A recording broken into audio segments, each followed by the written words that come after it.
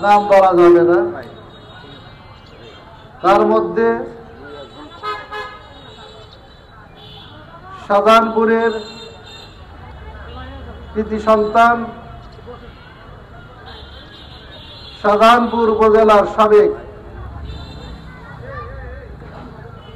বিএনপির আহ্বায়ক, সাবেক ভারপ্রাপ্ত উপজেলা চেয়ারম্যান আবুল বাশার এবং জাসাস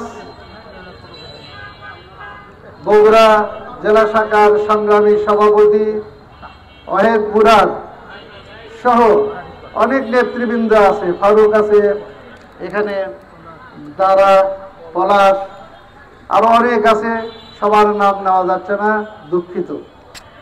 উপস্থিত প্রিয় এলাকাবাসী ভাই ও বোনেরা, আসসালামু আলাইকুম। আজকে আমরা শীতের সময় আপনাদের মাঝে এসেছি। যেভাবে আমাদের পাশে, আপনাদের পাশে সব সময় ঢাল হয়ে যিনি থাকতেন, তিনি হলেন বাংলাদেশের সর্বমহলের সবচেয়ে জনপ্রিয় ব্যক্তি, বিএনপির ভাইস চেয়ারম্যান, ভারপ্রাপ্ত ভাইস চেয়ারম্যান নাকি চেয়ারম্যান, ভারপ্রাপ্ত চেয়ারম্যান জনাব দেশনায়ক তারেক রহমান। উনি আপনাদের মাঝে ছুটে আসতেন যে কোনো দুঃসময়ে, মানুষের যখনই কোনো খারাপ সময় এসেছে সঙ্গে সঙ্গে সেখানে ছুটে গেছেন। আজকে উনি নেই, আমাদেরকে দেখারও কেউ নেই।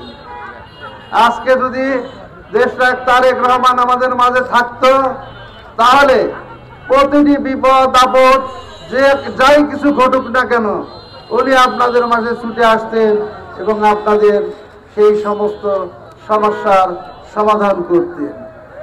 আজকে আমরা সকলে মিলে পরম করুণাময় আল্লাহর কাছে দোয়া করব আমাদের প্রিয় নেত্রী দেশমাতা বেগম খালেদা জিয়ার জন্য, দেশনায়ক তারেক রহমানের জন্য।